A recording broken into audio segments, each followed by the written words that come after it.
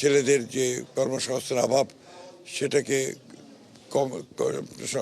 যতটা সংখ্যক সম্ভব কমিয়ে নিয়ে আসা এবং তাদের জন্য কর্মসৃষ্টি করা, এরপর কৃষি ভিত্তিক শিল্প তৈরি করা, এবং আমার এখানে ইচ্ছে আছে আরও অনেকগুলো কমিটমেন্ট আছে আমার, সেই কমিটমেন্টগুলো আমি পালন করতে চাই। খুব সম্ভবত আপনারা সরকার গঠন করতে যাচ্ছেন, আপনাদের পরিকল্পনা আছে, তারেক রহমান বলছিলেন, আপনারা বলছিলেন, দেশটাকে আসলে কিভাবে সামনে এগিয়ে নিয়ে যাবেন একটু যদি।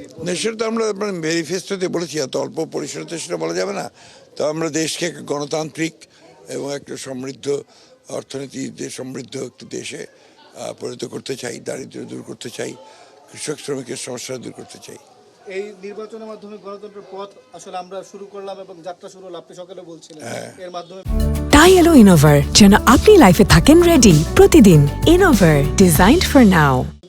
এবং বিজয় সন্নিকটে বিএনপির সামনে সরকার গঠন করবেন খুব সম্ভবত, সেই জায়গা থেকে গণতন্ত্র এবং মানবাধিকার এই বিষয়গুলোকে আপনারা কিভাবে সামনে সবচেয়ে বেশি প্রাধান্য পাবে। এটা আপনি দেখেছেন, আমরা এর আগে 2016 সালে আপনার ভিশন 2030 অথবা আপনার 23 সালে যখন আমরা আপনার 31 দফা দিই, একই বিষয়গুলো আছে সেখানে। জনগণকে আপনার সমস্ত সমস্যাগুলো, রাষ্ট্রকে রূপান্তর করা, রাষ্ট্রকে মেরামত করা, অর্থনীতিকে সচল করা, এগুলো তো আমাদের প্রস্তাবের মধ্যেই আছে। লাস্ট প্রশ্ন, এই বিজয়টা আসলে আপনি মানে যখন ঘোষণা চলে আসবে উৎসর্গ করবেন কাকে আবার কিভাবে? এটা আমি ঘোষণা উৎসর্গ করতে আমার ঠাকুরগাঁর জনগণকে। স্যার একটু যদি আমরা মিস করেছি, একটু যদি বলেন যে এই আজকে যে রেজাল্ট হচ্ছে সেটা নিয়ে আসলে। ভাই, আমার রেজাল্ট এখনো ঘোষণা হয়নি, তো আপনার আগেই যদি বলে দেন ঘোষণা হয়ে, তা তো হবে না। আমি তো বলেছি আগে একই কথা বারবার বলতে পারছি না, এই জন্য যে আমার গলায় সমস্যা আছে। নিয়ে আপনি। হ্যাঁ, বিপুল অভিনন্দন স্যার। G, thank you.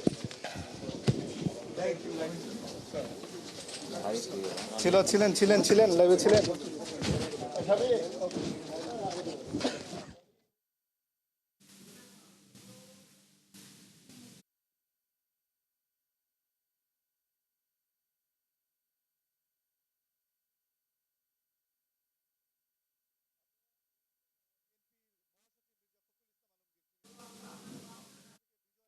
আসলে সন্নিকটে